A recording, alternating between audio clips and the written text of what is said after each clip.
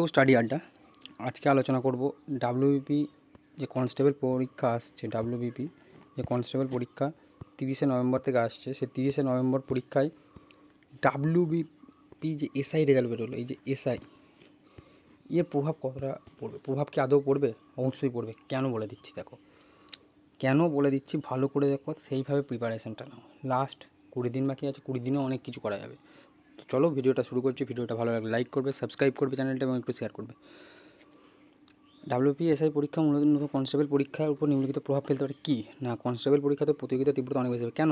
WBCS পরীক্ষা কতদিন হয়নি বলবে, ঠিক আছে? ডাব্লিউবিসিএস পরীক্ষা হয়নি, তা এইখানে যারা প্রিপারেশান নিচ্ছিল তারা চাইবে একটা ভালো জায়গাতে। আর ডাব্লিউবিপিএসআই কনস্টেবল নিশ্চয়ই খুব ভালো চাকরি, ভালো জানে, ন্যায় মামার থেকে কানা মামা ভালো, যে কথাটা আছে না, সেরকম। তাহলে ডাব্লিউবিপি কনস্টেবলে তারা আসবে, তারা চাইবে যে কোনোভাবে একটা চাকরি লাগিয়ে ফেলি। তো সেটা হবে তার সাধারণ ক্যাটাগরিতে মিনিমাম এখানে 70% দিয়েছে। আমি 70% বলবো না, 92 মানে 92% স্কোর করতে হবে, অবশ্যই করতে হবে। মানে এটা হয়ে যাবে সেন্ট্রালের এসএসসি এমটিএসের মতো। সেন্ট্রালে এসএসসি এমটিএস যেমন হয়ে গেছে না, যেরকম কাট অফ হয়ে গেছে, তো এটাও সেরকম হয়ে যাবে। সেই জন্য বলছি যে প্রভাব পড়বে। নেক্সট, ডিসিপ্লিন হওয়া, ওএমআরের ডুপ্লিকেট কপি আলাদা না করা। মানে বিভিন্ন রকম কপি হয়েছে, যে জোচ্চুরিটা হতো, জোচ্চুরি অর্থাৎ টাকা দিয়ে যে চাকরিটা হতো, টাকা দিয়ে, সেটা হবে না বলছি না, হবে, কিছু কিছু হবে, কিন্তু অনেক ধরনের ব্যাপার চলে এসেছে। ওএমআরে ডুপ্লিকেট করতে দেবে না। আধার নাম্বারের গুরুত্ব আমরা জানি, যে কয়েকদিন আগে ডাব্লিউবিপি একটা নোটিশ দিয়েছে, ডাব্লিউবিপি নোটিশ দিয়েছে যে আধার কার্ডের সঙ্গে ফোন নাম্বার লিঙ্ক করতে হবে, থাকতে হবে, তবে তোমার আধার কার্ডের অ্যাডমিট কার্ডে আবার অ্যাডমিট কার্ড জারি হবে। অ্যাডমিট কার্ড মানে আধার যেমন হয় তেমন অ্যাডমিট কার্ড জারি হবে। সেটা একটা ব্যাপার, তাতে ছবি স্পষ্ট থাকলে কিন্তু হবে না, সেরকম বলেছে। নেক্সট, কী করবেন অ্যাডমিট, এখানে কী এটা হচ্ছে কী করবেন আর এটা কী করবেন না, ঠিক আছে?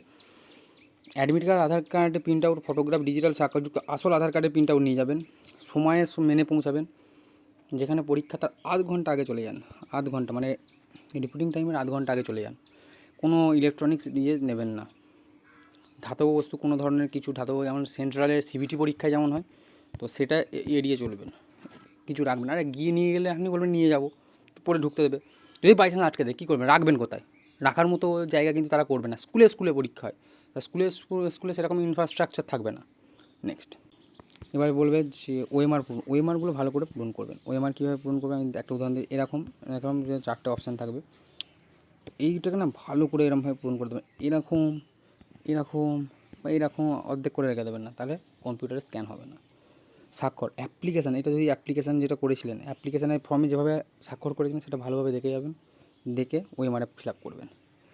আর বলেছে কি না, কালো কালি এবং ব্লু কালি, অর্থাৎ নীল কালি আর ব্ল্যাক কালি, সেই কয়েকটা ইউজ করবেন। আচ্ছা, কী করবেন না কি না, ওএমআর ভাঁজ করবেন না। এটা যদি ওএমআর হয়, তো এটাকে ভাঁজ করবেন না, মানে মোড়াবেন না। পরীক্ষা শেষে ওএমআরের ডুপ্লিকেট কপিটি আলাদা করার চেষ্টা করবেন না, কারণ ধরা পড়ে যাবেন। রাফ কাগজ, ওএমআর সিটের উপর কোনো রাফ কাগজ করবেন। ওএমআরে কেউ রাফ করে দেয় তাড়াহুড়ো, সেটা করবেন না, সত্যি বলছি করবেন না, পুরো বাদ যাবেন। নেক্সট, এবার কী প্র্যাকটিস করবেন, দেখুন প্র্যাকটিস কী করবেন ভালো করে দেখুন।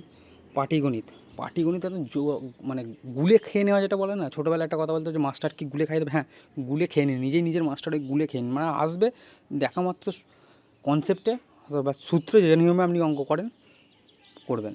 Reasoning, Venn diagram, series, coding decoding, এগুলো ভালো করে করুন। লসাগু গসাগু মানে অ্যারিথমেটিকটাকে ভালো করে করুন, অ্যারিথমেটিক। আর অ্যাডভান্স ম্যাথ কতটা দরকার তার নিয়ে আমি একটা ভিডিও আপলোড করে দিয়েছি, যে ডাব্লিউবিপিতে কতটা ফারাক পড়বে সিলেকশানে।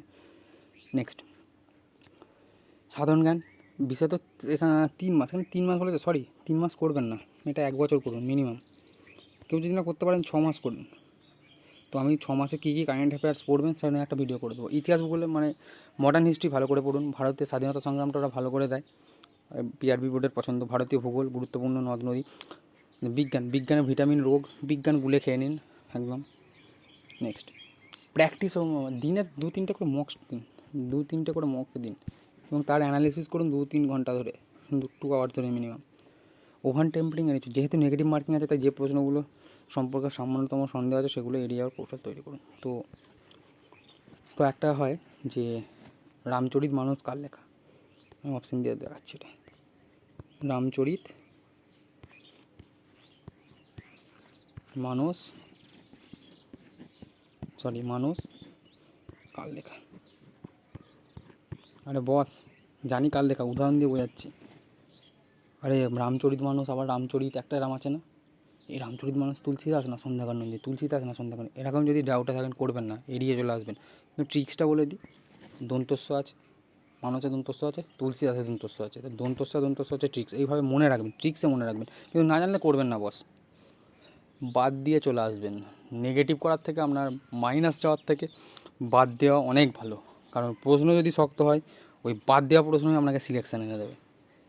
তো আজকের ভিডিওটা এই পর্যন্ত। ভিডিওটা ভালো লাগলে লাইক করবেন, সাবস্ক্রাইব করবেন চ্যানেলটাকে এবং একটু শেয়ার করে দেবেন। থ্যাংক ইউ, দেখা হচ্ছে পরের ভিডিওতে, ভালো থাকবেন।